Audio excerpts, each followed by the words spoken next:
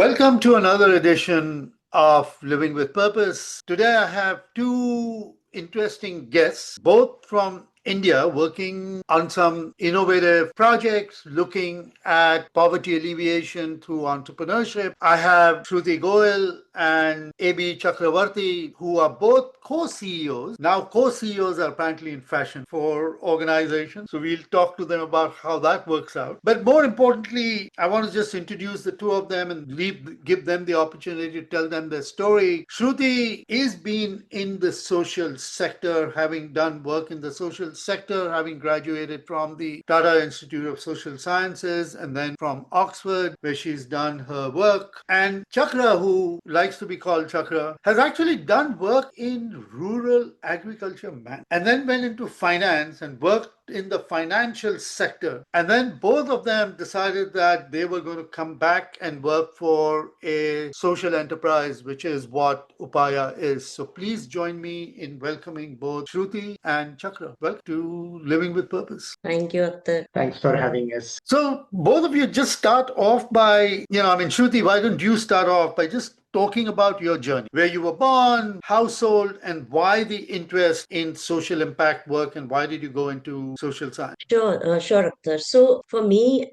I was born in a middle class family from Uttar Pradesh, and my father was the first engineer from the family who also then migrated out to a big city. My mom also comes from a middle class family, and she was also the first lady in the family who did a master's degree in English literature. Growing up, we were always in a big city or moving cities. So I think that kind of defined my thinking around change, how to fight with it first, then embrace it and look forward to it in a way. That's been something that I think shaped my thinking around how to manage change. The other thing that growing up, the other very important and experience or lived experience for me has been that I come from a family of two sisters. So it's me and my sister, and in a family where the society is sometimes subtle, sometimes not so subtle, about taunting your mom about not having a son or coming up, and the gender bias hits you differently because as a child you're processing it differently. You're like, what is this value just been assigned? Is it just? Is it not just? So those are the questions that have, from a lived experiential sense, been core to my growing up. As education, yes, I at the age of 17 I chose, while coming from a science background, I mean family which has mostly engineers and chartered accountants, like many Indian families. I happened to meet a cousin who was an engineer, and I asked him, what do you do? And he told me the truth of his civil engineering job. And I said, that's not something I can do. I don't think that's how I can spend my life. And I met this professor of social work from Delhi University who was setting up the department that time. And he explained to me how social work education has worked in the West and how the ambition is to bring it to India. And that's how I came in, went to Tata Institute later, and moved into impact space. And all the structures help me process what I want to do. So you talked about change. So let's just talk a little bit about, when you mean change, what kind of change you were seeing as you were growing up and cities that you were moving into. Was it across the country? Was it just in Uttar Pradesh? So just give a little sense of why this notion of change became such an important thing. Right. So, Akhtar, what was happening is we were moving cities within India. So from Delhi to a Bhopal to Mumbai and or back to Delhi. So those were the changes I was looking at. It wasn't we never went back to a smaller tier 2 3 city in Uttar Pradesh, but the change was about how, say, your schools change, your friends change when you're moving, but also about how what you see around yourself changes. Poverty was very, very evident. You would see places where there's slums, but then you are looking and the family is looking at buying an apartment and you see that inequity play out. Change in terms of how people treat you in different geographies, in different contexts, and as a family. I think as growing up as a young adult, experiencing those in different ways about your choices, that people think this is what you're capable of because you're born at a certain place, or this is what you should do because this is a good career. I think those were the aspects I looked at. Just for our listeners, it's like, so many of us go through these same issues of bias. And in many cases, we actually don't realize that. And some people take it to heart because they internalize those movements much more acutely than many of us do till much later in life. So that's a very interesting insight, Shruti. So turning to Chakra, talk about you grew up in Tamil Nadu, a opposite end of the country, a completely different environment, and you went into a completely different space. So talk a little bit about your growing up. Yeah, I grew up, as you rightly pointed out, south of India in a small farming town called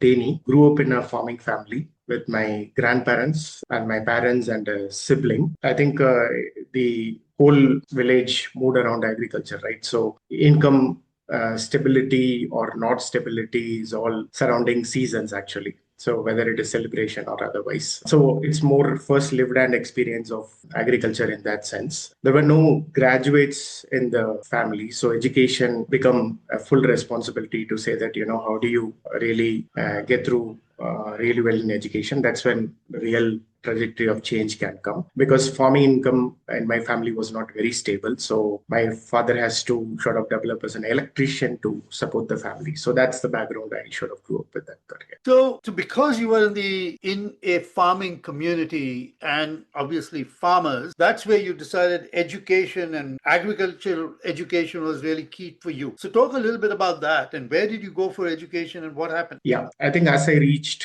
close to graduation or making the choice of graduation, education, you have to take a popular choice at that point, engineering or medicine. And that also dawned before me as well. And this was still pre-Google era. There was not a lot of guidance available. There was not role model that I can look up to at that point of time in the places where I was. So I went to my father and asked, apart from engineering medicine, I know it exists, but there is something in Bachelor of Horticulture of Technology, BTech in horticulture that's coming up. What do you think of it? He didn't have much of background apart from knowing that, there is some related to a academic course related to agriculture. So I had to sort of say, finally take with conviction. But the advice at the time my father gave sort of stayed with me. He just said, if you are doing best at what you are choosing, and that is good enough. So that goes me into full conviction to say that, okay, I'm going to pursue agriculture. And then I continue to specialize in agriculture and rural development, even in masters. And that's how I finished my post-graduation. And then my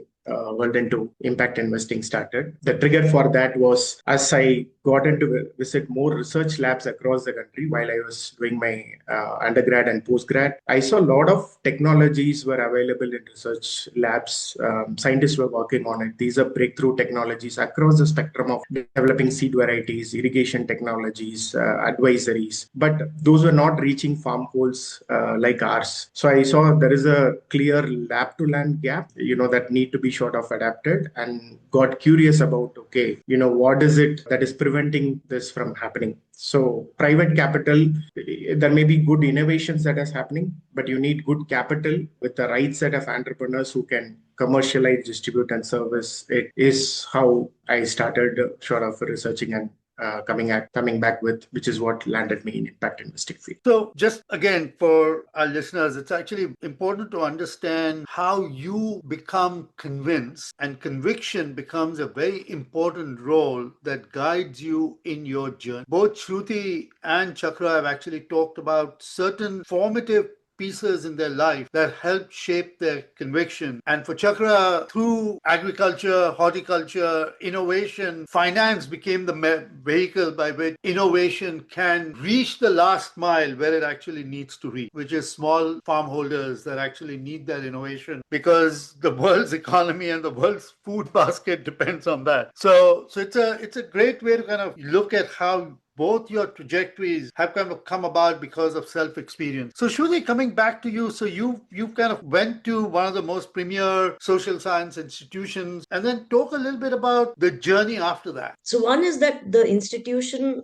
and doing that master's in social work at that institute really helped me shape and put a perspective to whatever I was experiencing, but also look at it from a systems lens as to what needs to be incentivized by either capital or where the effort needs to be. And my journey after that was I was leading into, I quickly went into leading a family planning program for women and children in Madhya Pradesh and Uttar Pradesh, and also designing maternal health hospitals in Uttar Pradesh. And that was eye opening for me and kind of grounded my understanding of where the capital markets think things are needed, or what is designed versus what is required by the communities, what they can pay for, how they can pay for it. For example, one of the ideas people capital I mean, I was working for a public sector undertaking, and they had all the subsidies for family planning products for women, and all these products were greatly subsidized by government and the companies themselves. But when we were designing, we realized there's no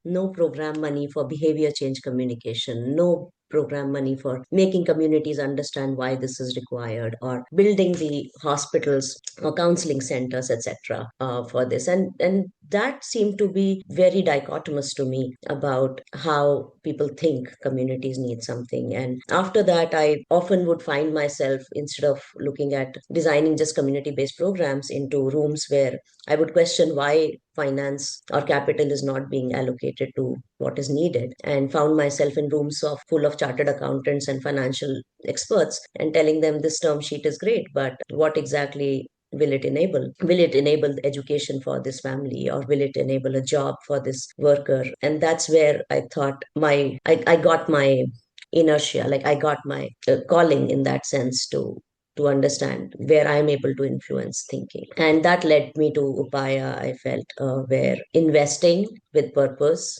but also with an impact first lens on how jobs can be really transformative to families. And this model kind of settled a lot of debate in my mind to say that how do you really design capital investments to unlock money for enterprises, for companies, for innovations, who in turn are the change makers who are making that impact. So that's something that has been my journey. So both of you have kind of gravitated towards market and cap, but both your experiences have come from working at the grassroots level. And in some ways, what you have done is question the current capital flow, which don't necessarily not only just reach the bottom of the pyramid or the last mile, but in some ways, the role capital plays at the top of the pyramid is very different than what it plays at the bottom of the pyramid. And at the bottom of the pyramid, it's not just capital that is required, but it is also a financial capital that is required, but also human capital is required. And Upaya is doing both. So let's kind of shift for you to talk a little bit about Upaya, and I'd leave it to one of you to decide who wants to talk about Upaya. And I'll just kind of embellish it by saying that this is an organization that I have been involved with since its inception, and Sachi Shenoy, who started this organization, I think has just done a incredible job of trying to marry the two. So with that, I'll let one of you talk a little bit about Upaya and what you do. Go ahead, Chakra. Thanks, Shruti. So I think Upaya's mission, creation of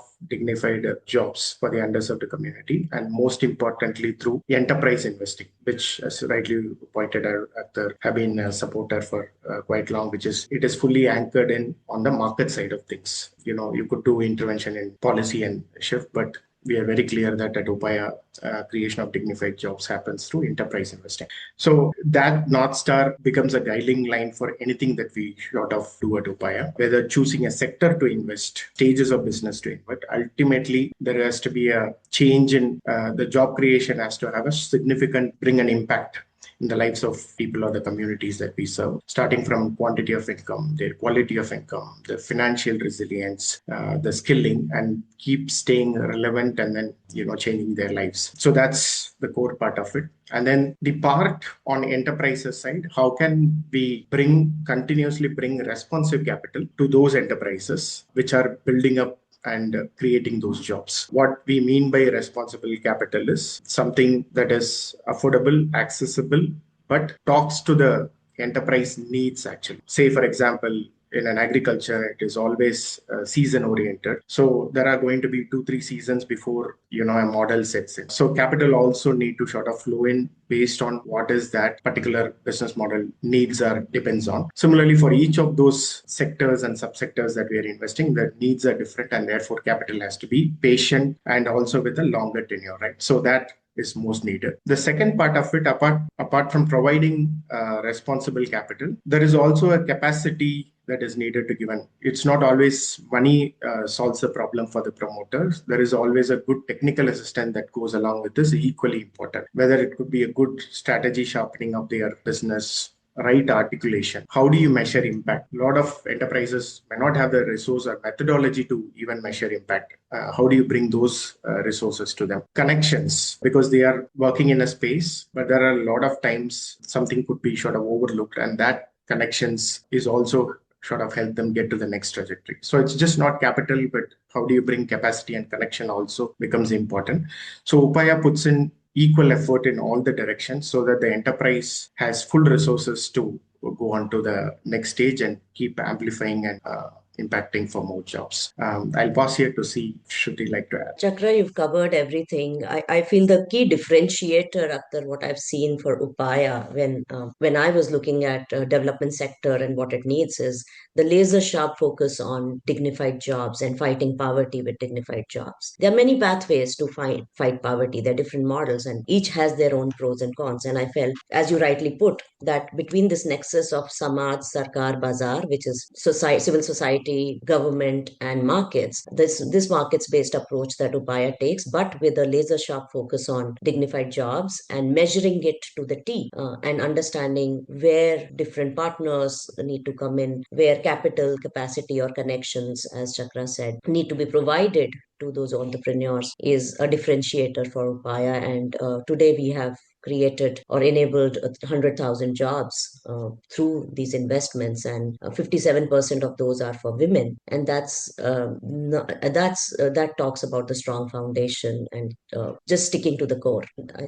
For our listeners, it would be very beneficial if, Shruti, you could just give a tangible example, one or two examples of when you talk about enterprise. Somebody listening outside might actually think about, oh, this is like a huge, factory that they are actually support. And when they talk about dignified jobs, they might be actually looking at employing middle class people. So talk a little bit about just give us some examples, right, as to what Upaya does and the impact of these 100,000 plus jobs in a market which is very hard to work in. Right. So thank you, Akhtar, for that nudge.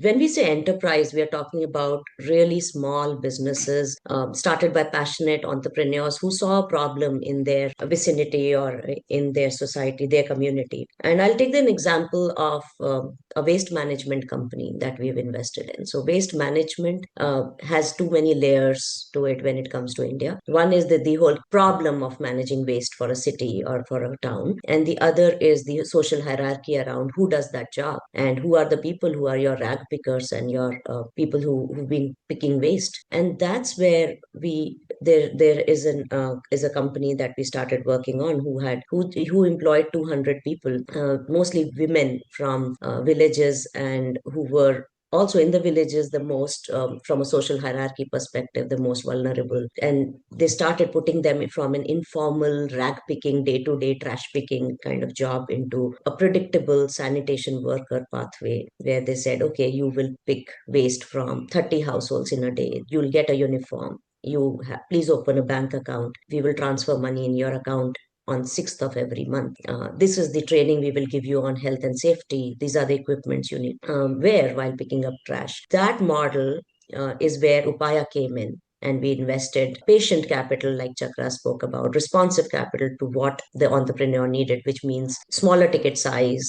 We started working with the entrepreneur on leadership skills, on what the organization needs, financial management, governance, very, very basic things, how to do financial entries. Sometimes everything is not as organized as a big company. And now, after like 4 years of we being partnering with them, we are talking about 7,000 such sanitation sanitation workers, and most of them, 90% of them being women. Also, the business is doing more than 60 crore rupees in revenue. Also, the kind of stories we hear about is intergenerational poverty being really broke, the cycle being broken, where their next generation is able to go to school, is able to make life choices which they weren't able to, like getting into writing a medical school entrance exam and clearing it, choosing pathways of engineering degrees or others. So that's the kind of enterprise we are talking about, and we have now invested 56 such companies across sectors like waste management, agri processing, rural artisan based companies, or companies in manufacturing, and not when I say manufacturing, not those large fancy places, but somebody making bamboo toothbrushes that you see in a Marriott when you check in, and Yeah. but working with labor force, which is artisans, but training them on how to put their skill sets into commercial use. I mean, how do you become part of a supply chain than being informal labor? And that's the systemic shift that I see Upaya is influencing. I'll pause there. For those, I mean, this is just fantastic, right? So it's not only just I mean, of course, the impact on the individuals and dignified jobs is clearly the key piece. But I think what Upaya has also done is shifted the lens on how you see social impact work happen. And who do we call entrepreneurs and who do we not call? And that shift has been significant in terms of how it's not just the shift that has happened in India, but it's happening all over the world. And the model is getting expanded and copied around the world. We are actually bringing in patient capital, but using that patient capital to actually invest and expecting return, but not leaving them alone, but actually really supporting them and not expecting a hockey stick curve growth, but a slightly different curve that allows for these jobs at the margins that are needed most really get created. So both of you, this has been such a delight chatting with you both. But as we come to the end of our time, let me just turn it over to talk for both of you to just say why purpose is important for both of you and give us your one golden nugget. Yeah. Chakra, go.